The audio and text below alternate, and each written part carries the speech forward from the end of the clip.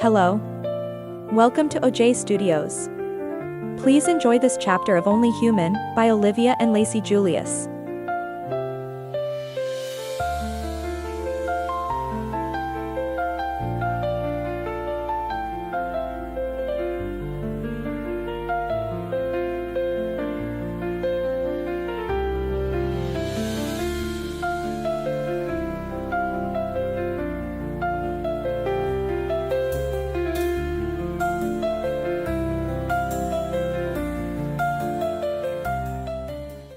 Brittany pulled into my driveway. The day had been exhausting. Shopping, trying on clothes, picking out a dress I never thought I'd own. But as the car came to a stop, I felt something shift inside me. I was home. Back in the world where everything had started. "Big day, huh?" Brittany said, leaning back in her seat with a satisfied grin. "You could say that," I muttered, clutching the bags of clothes in my lap. "Admit it," she teased. "You had a little fun." I didn't answer. I just pushed open the car door and climbed out, slamming it shut behind me. Brittany laughed softly as she followed, grabbing her keys and walking me to the front door. As I fished for my house key, my phone buzzed in my pocket. I glanced at the screen and froze. "Coach Jenkins, practice starts in 20. Let's hustle, team." My heart skipped a beat. Practice. For a moment, I felt like nothing had changed. The familiar buzz of excitement, the rush of getting ready to hit the field, it was all still there. Then reality crashed down around me. I wasn't the same player anymore. "What is it?" Brittany asked, noticing the look on my face. "Practice," I said quietly, staring at the text. Brittany's brow furrowed. "Football practice?" I nodded, my grip tightening on my phone. "What are you going to do?" she asked hesitantly. "I'm going," I said firmly, already turning toward the door. "Wait," Brittany said, grabbing my arm. "You're serious? You're going to football practice?" "Yes," I said, shrugging her off. "Why wouldn't I?" "Charlotte," she said slowly, her voice full of doubt. "You know the team, they might not accept me." I snapped, spinning around to face her. "Yeah, I know. But that doesn't mean I'm giving up. I've been playing football my whole life. I'm not just going to stop because of this." Brittany's face softened, but she didn't let go of my arm. "I get it. I do. But you're not the same person you were before the accident. They're going to see you differently now." I shook my head, frustration bubbling up inside me. So what? I'm still me. Can still throw, still run plays, still lead the team. None of that's changed. "But everything else has," she said gently. "And you can't control how they'll react. What if they don't let you play? What if they laugh or tell you don't belong?" I flinched, her words hitting harder than I wanted to admit. Brittany stepped closer, her grip on my arm loosening. "Look, I know how much football means to you. But maybe it's time to consider something else. Something that fits who you are now." "Like what?" I snapped, though I already knew what she was going to say. "Gymnastics," she said softly. I groaned, rolling my eyes. "Not this again." "I'm serious, Charlotte," Brittany said, her voice calm but firm. "You're good at it. You picked it up so fast today, and you've got the perfect build for it. I think you'd be amazing if you gave it a real shot." I turned away, running a hand through my hair. "It's not the same, Brittany. Gymnastics isn't football." "I know it's not," she said. "But maybe that's not a bad thing. Football is all about being part of a team, right? Gymnastics is about pushing yourself, seeing what you're capable of. And from what I saw today, you're capable of a lot." I stared at the text on my phone, Coach's words blurring as my mind raced. She wasn't wrong, gymnastics had felt different. Challenging, but in a way that had sparked something inside me. But football wasn't just a sport to me. It was who I was. It was my team, my family, my dream. You don't have to decide now, Brittany said, her voice softer. Just think about it. You've got options, Charlotte. You don't have to stick with something just because it's what you've always done. I swallowed hard, shoving my phone into my pocket. I'm going to practice, I said, pushing past her toward the house. Charlotte, Brittany called after me, but I didn't stop. Inside, I tossed the shopping bags onto the couch and grabbed my old duffel bag, the one I hadn't touched since the accident. Felt heavier than I remembered as I slung it over my shoulder and headed back out the door. Brittany was still standing on the porch, her arms crossed and her expression unreadable. Be careful, she said quietly as I passed. I will, I muttered, not meeting her eyes. As I walked down the street toward the school, my heart pounded in my chest. I didn't know how the team would react or if Coach would even let me on the field.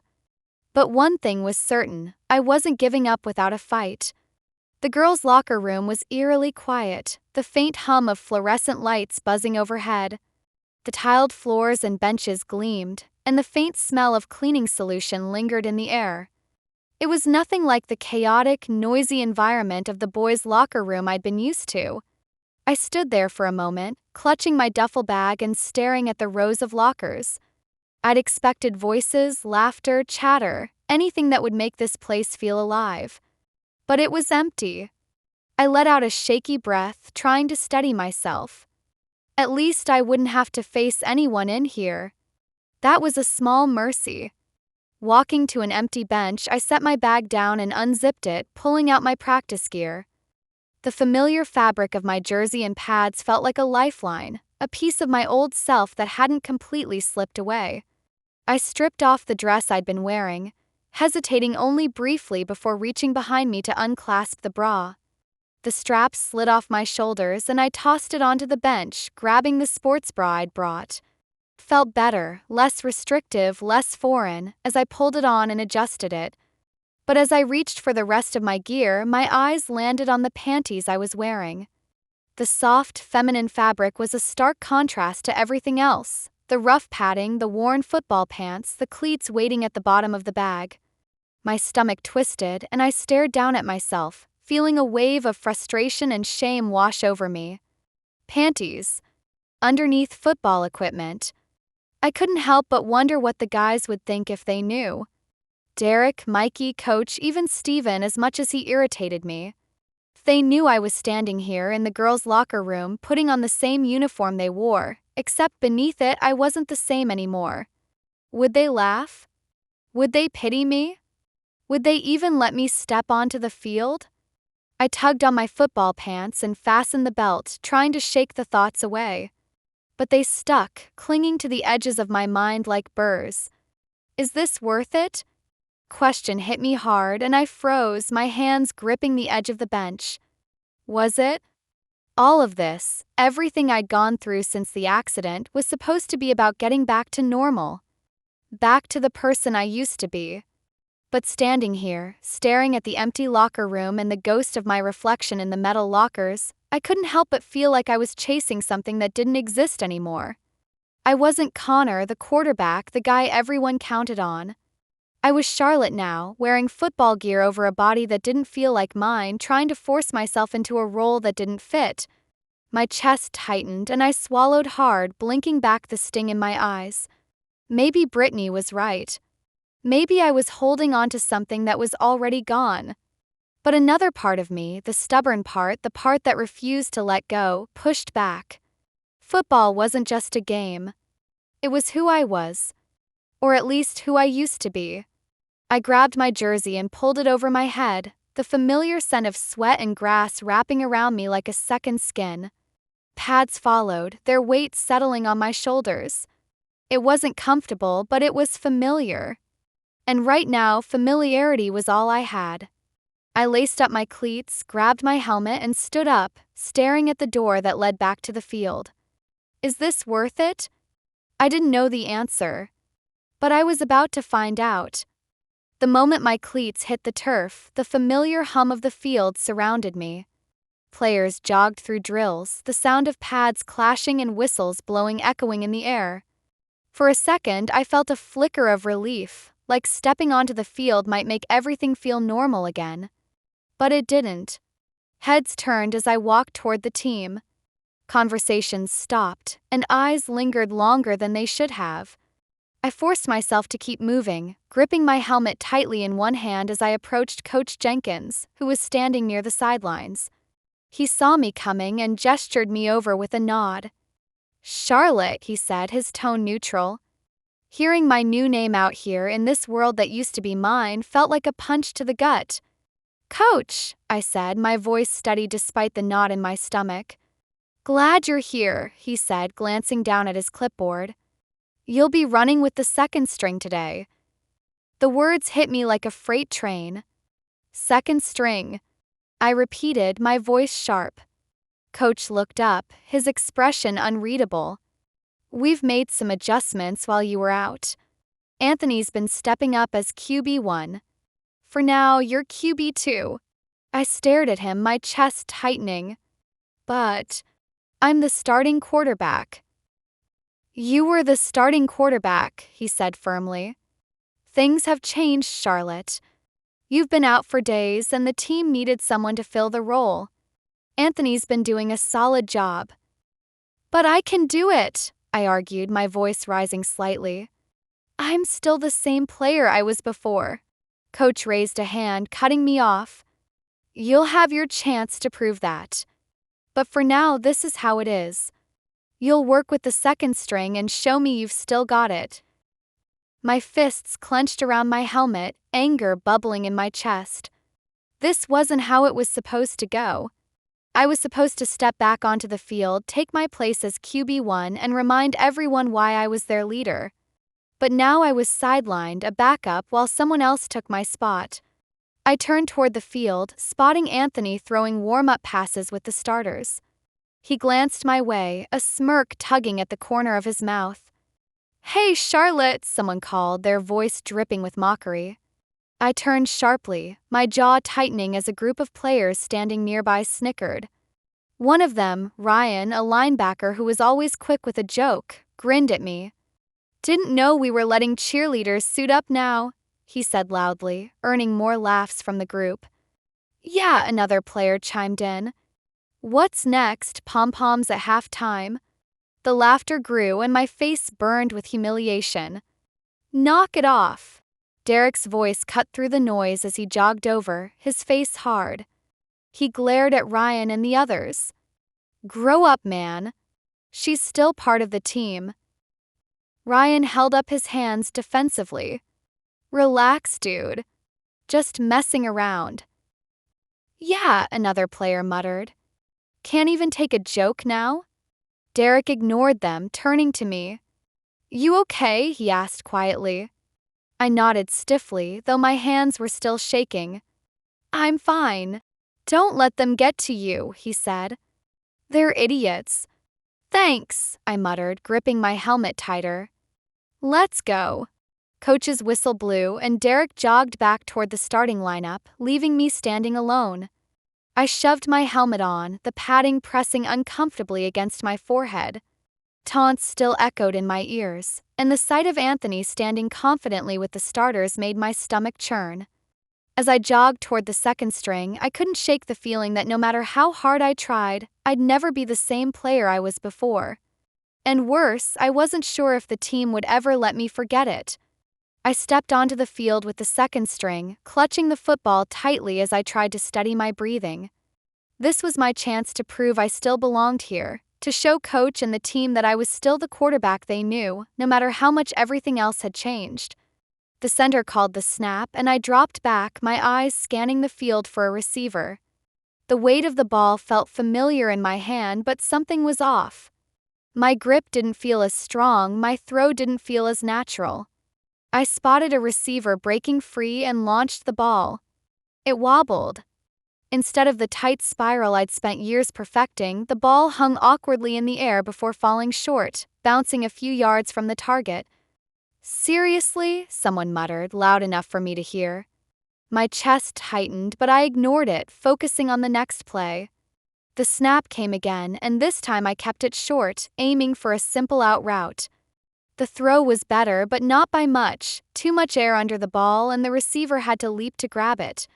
"Nice throw, princess," Ryan called from the sidelines, earning a ripple of laughter. I clenched my jaw, my grip on the ball tightening. Another snap, another pass, this one almost intercepted by a linebacker who was barely paying attention.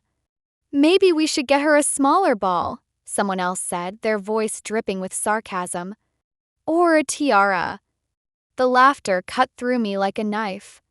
My hands shook as I reset for the next play, my mind racing. I wasn't hitting my marks. My throws didn't have the power or precision they used to. It felt like my arm wasn't mine anymore, like it had forgotten everything I'd taught it. And the taunts, every word, every snicker, made it harder to focus. Another snap. Another bad throw. "That's enough," Coach Jenkins barked, stepping onto the field. His tone was sharp but not unkind. "Second string, take 5. Charlotte, come here." I jogged over reluctantly, my helmet feeling too tight, my face burning beneath it. Coach looked at me, his expression unreadable. "You're not where you used to be," he said bluntly. I swallowed hard, nodding. "I know. But you're not going to get there if you're in your own head," he continued. "You're playing like you're afraid to fail. Stop thinking so much and just throw." "Yes, coach," I muttered, though the words felt hollow. He clapped me on the shoulder pad. "Take a break. We'll pick it up tomorrow." I nodded again, turning away before he could see the tears threatening to spill. The laughter from the sidelines followed me as I walked off the field, each word cutting deeper. When I reached the locker room, it was empty again, thank God. I sat down heavily on a bench, ripping off my helmet and tossing it onto the floor. My hands shook as I buried my face in them, trying to hold back the tears. What's the point? My arm wasn't what it used to be. The team didn't see me as their leader anymore. Every snap, every throw felt like a reminder that I wasn't the same, not as a player, not as a person. Tears came anyway, hot and angry, slipping through my fingers as I sat there in silence. I didn't know how long I stayed there, the echoes of the field still ringing in my ears. All I knew was that for the first time since I'd stepped onto that field, I wasn't sure if I belonged there anymore.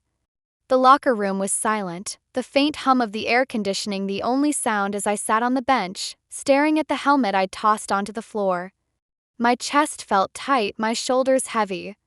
Tears had dried, but the weight in my heart hadn't lifted. I thought coming back would fix something. That stepping onto the field, running the plays, and throwing the ball would remind me of who I was. But it hadn't. Instead, it had reminded me of everything I wasn't anymore. The locker room door creaked open, and for a moment I tensed, expecting to see Coach or Derek coming to check on me. But no one came in. The door shut again, leaving me alone with my thoughts. My arm didn't feel the same. My throws didn't feel the same. The team didn't see me the same. No matter how hard I tried to pretend that I could fight my way back to where I was, it felt like I was chasing a ghost. I reached down, picking up my helmet and holding it in my hands. The scuffs and scratches on its surface told the story of countless games, practices, and hard-fought victories. It was a piece of the person I used to be, a person I wasn't sure I could ever be again. I thought about Coach's words, "You're not where you used to be." He was right. I thought about the team's laughter, the taunts and jokes that echoed in my head. The way they looked at me like I was a stranger. I thought about Brittany's voice earlier that day, her quiet insistence that I could be good at something else, that I didn't have to hold on to football just because it was all I'd ever known. And for the first time, I wondered if she was right. I stood up slowly, my hands still clutching the helmet. The weight of it felt wrong, like it didn't belong to me anymore. I placed it gently on the bench, the sound of it settling into place echoing in the empty room. That was it. I wasn't going back. I grabbed my duffel bag, stuffing my pads and jersey inside, but I left the helmet where it was. It wasn't mine anymore, not really.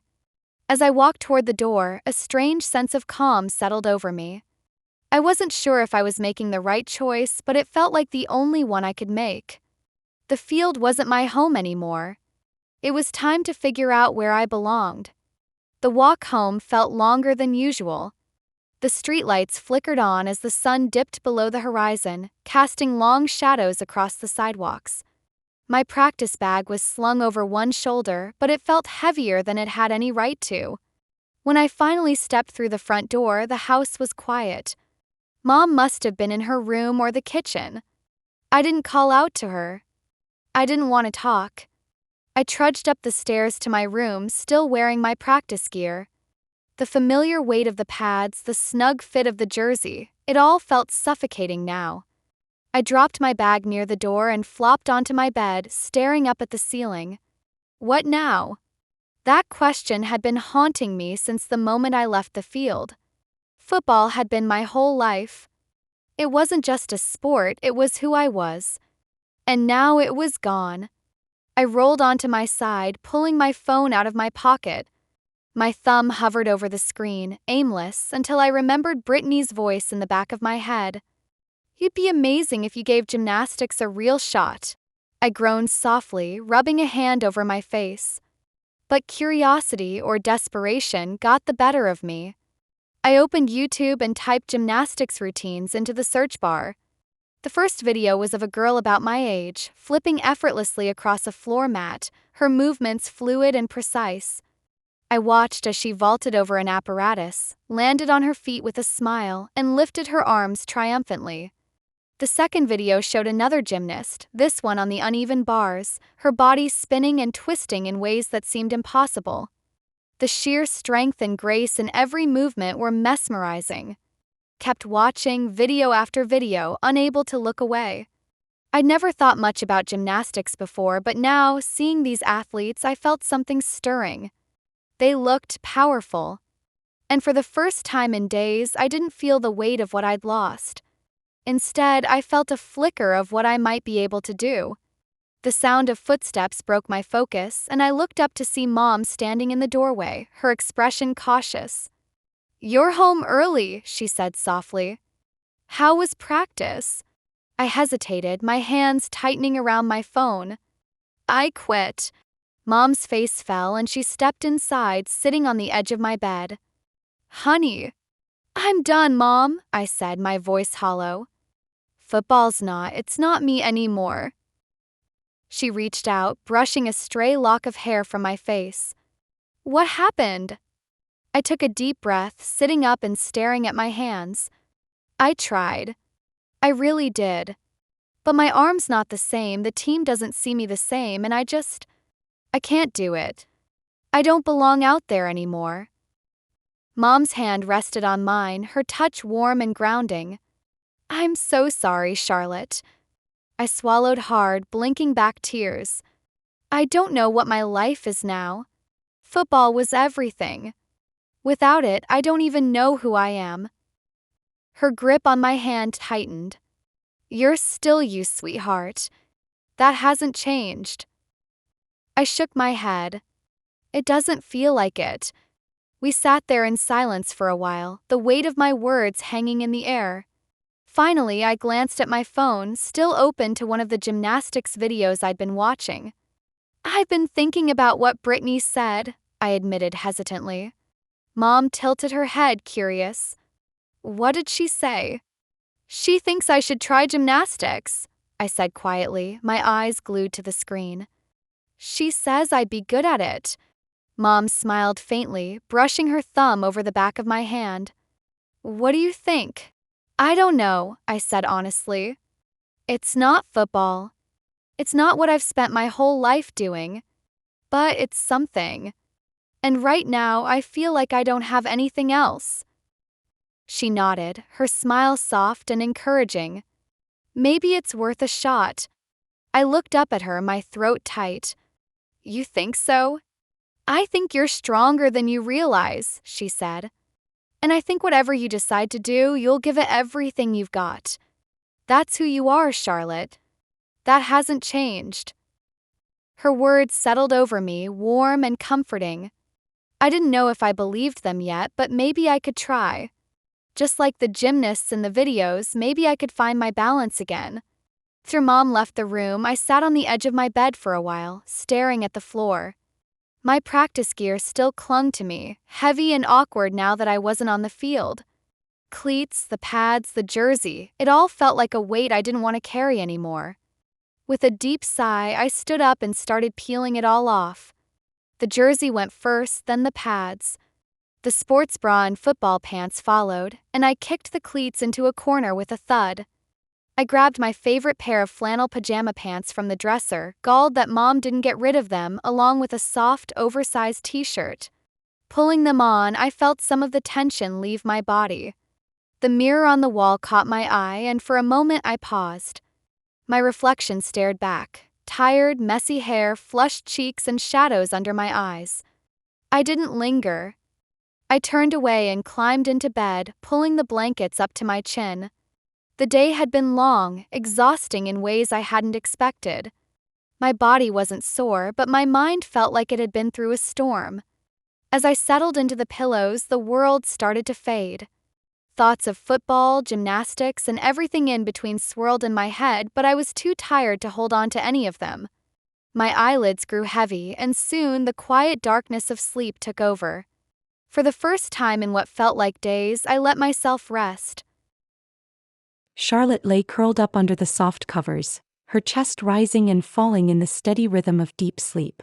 The room was dim, lit only by the faint glow of the streetlights outside, casting long shadows that danced across the walls. But as the clock ticked past midnight, something changed. Her body flickered, just once like a glitch in a digital screen. For a moment, the sleeping figure of Charlotte vanished, replaced by the smooth, gleaming form of the white robot. Its surface was pristine, its joints seamless, and its glowing eyes remained dark as it sat motionless beneath the blankets. Then, with a faint hum, the robot's systems powered on. The eyes lit up, an eerie but steady blue glow piercing the dim light of the room. It tilted its head slightly, scanning its surroundings, the blankets slipping from its smooth shoulders as it sat upright on the bed. The voice that emerged was mechanical, precise, devoid of the emotion that had defined Charlotte's tone. Connection attempt initiated. Dr. Marcus Monroe, status inquiry requested. The robot's head tilted again, the glow of its eyes dimming slightly as it processed the lack of an immediate response. System status. Consciousness integration stable. Communication node active. Dr. Monroe, please respond. The room remained silent, save for the faint hum of the robot's internal mechanisms. Its head swiveled slowly, scanning the room, its posture unnaturally still but alert. Subject consciousness is dormant. Override protocol engaged for emergency connection. Dr. Monroe, please acknowledge. The robot's tone was calm, almost clinical, but there was an undercurrent of urgency in its words. It stood up from the bed with fluid, silent movements, the soft whir of its servos the only sound breaking the stillness. Communication link to facility required. Initiating signal broadcast. It paused, turning its glowing gaze toward the door, waiting, watching as if expecting the doctor, or anyone, to answer its call. The robot's presence, sleek and otherworldly, cast long shadows across the walls, a stark contrast to the warmth and humanity that Charlotte had brought to the room just hours before. Whatever it was trying to do, it wasn't Charlotte. At least not now.